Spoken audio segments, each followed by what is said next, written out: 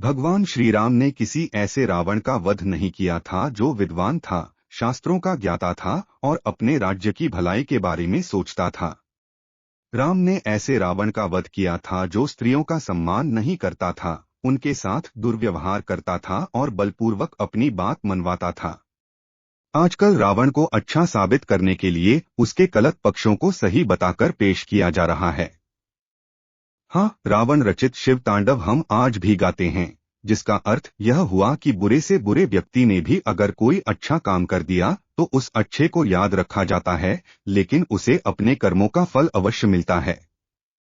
रावण के संगीत ज्ञान की प्रशंसा चल सकती है, लेकिन उसने सीता को छुआ भी नहीं वाला नैरेटिव बहुत गलत है, क्योंकि रावण का इतिहास उस प्रकार का नहीं रहा है।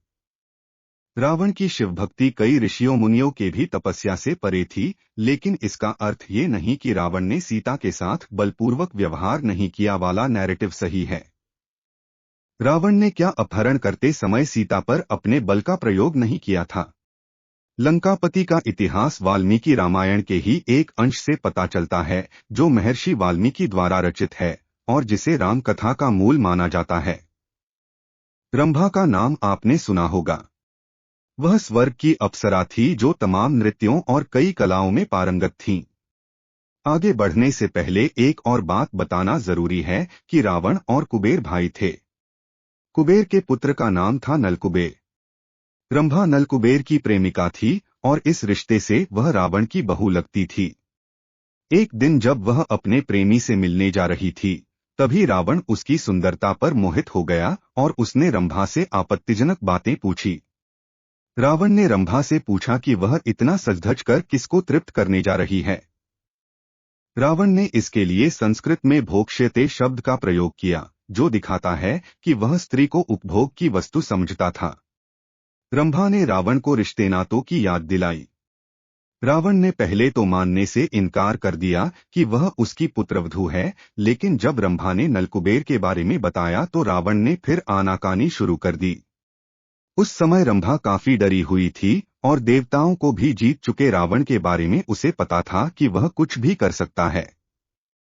डर से कांप रही रंभा को शायद यह नहीं पता था कि रावण अपनी दुष्टता के कारण रिश्तों नातों की भी परवाह नहीं करेगा। क्या आपको पता है, जब यह साबित हो गया कि रंभा रावण की पुत्रवधू है, तब रावण ने क्या जवाब दिया? रावण ने कहा कि सारे रिश्ते नाते सिर्फ उन्हीं स्त्रियों के लिए होते हैं जो किसी एक पुरुष की पत्नी हो। उसने रंभा से कहा कि स्वर्गलोक में तो ऐसा कोई नियम कानून या रिश्ते नाते नहीं होते। उसके बाद रावण ने रंभा के जांघों और वक्षस्थल को लेकर आपत्तिजनक टिप्पणी की। साथ ही उसने घमंड से चूर होकर अपनी वीरता का बखान किया और यहाँ तक कहा कि अश्विनी कुमार सहित दुनिया का कोई भी पुरुष उससे बेहतर नहीं है। वाल्मीकि रामायण के अनुसार रावण ने रंभा का बलात्कार किया। इस तथ्य की पुष्टि वाल्मीकि रामायण के इस श्लोक द्वारा होती है। एवमुक्त्वा सता रक्षो निवेश्य च शिलातले काम भोगाभिसंसक्तो मैथुनायोपचक्रमे 7.26.42 उत्तरकांड। इस श्लोक का अर्थ यह है कि राक्षसराज रावण ने रंभा को बलपूर्वक शिला पर बिठाया और फिर कामभोग में लीन होकर बलपूर्वक उसके साथ समागम किया। रंभा के पुष्पहार टूट गए, उसके द्वारा धारण किए गए आभूषण बिखर गए और व्याकुलता से वह पीड़ित हो उठी। रावण रंभा का बलात्कार करने के बाद उसे वहीं छोड़ दिया और निकल गया। महर्षि वाल्मीकि लिखते हैं कि उसकी हालत ऐसी हो गई थी जैसे किसी फूलों की लता को हवा द्वारा झकझोर दिया गया हो। उसका श्रृंगार अस्तव्यस्त हो गया था और उसका शरीर कांप रहा था। बिलखती हुई रंभा अपने प्रेमी नलकुबेर के पैरों पर गिर पड़ी थी। रंभा ने नलकुबेर को बताया कि रावण स्वर्ग जीतने के लिए भारी संख्या में सैन्य बल लेकर आया है और इसी दौरान उसने उसका बलात्कार किया। नलकुबेर महामना थे। उनमें ब्राह्मण सी धर्मशीलता और क्षेत्रीय सी वीरता थी। अपनी प्रेमिका के साथ हुए अत्याचार से क्रुद्ध होकर नलकुबेर ने उसी क्षण रावण को श्राप दिया कि आगे से उसने किसी भी स्त्री के साथ बलपूर्वक समागम करना चाहा तो उसके सिर के टुकड़े हो जाएंगे। अर्थात रावण तब तक किसी स्त्री के साथ संभोग नहीं कर सकता था जब तक वह ऐसा न चाहती हो। अब आपको जवाब मिल गया होगा कि रावण ने सीता से इतनी मिन्नतें क्यों की। उसने क्यों सीता के साथ लंका में जबरन कुछ गलत करने की कोशिश नहीं की। सीताहरण के समय भी रावण ने अपने ही मुंह से कहा था कि किस तरह से उसने इधर उधर से काफी सारी स्त्रियों का अपहरण कर उन्हें लंका में लाकर रखा है।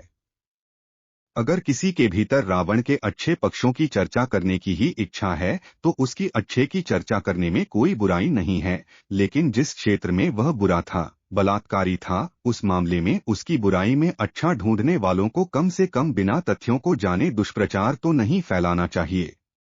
इस लेख में वाल्मीकि रामायण के अलावा किसी अन्य सोर्स से कुछ भी नहीं लिया गया है। उपर्युक्त कहानी वाल्मीकि रामायण के उत्तरकांड में वर्णित है और श्लोक संख्या देखकर आप उसे पढ़ सकते हैं। आप सीताहरण वाला भाग भी पढ़ सकते हैं, जहां रावण ने जोरस बरगस्ती करते हुए सीता को हाथ लगाया और फिर उन्हें उठाकर अपने रथ में लेकर गया।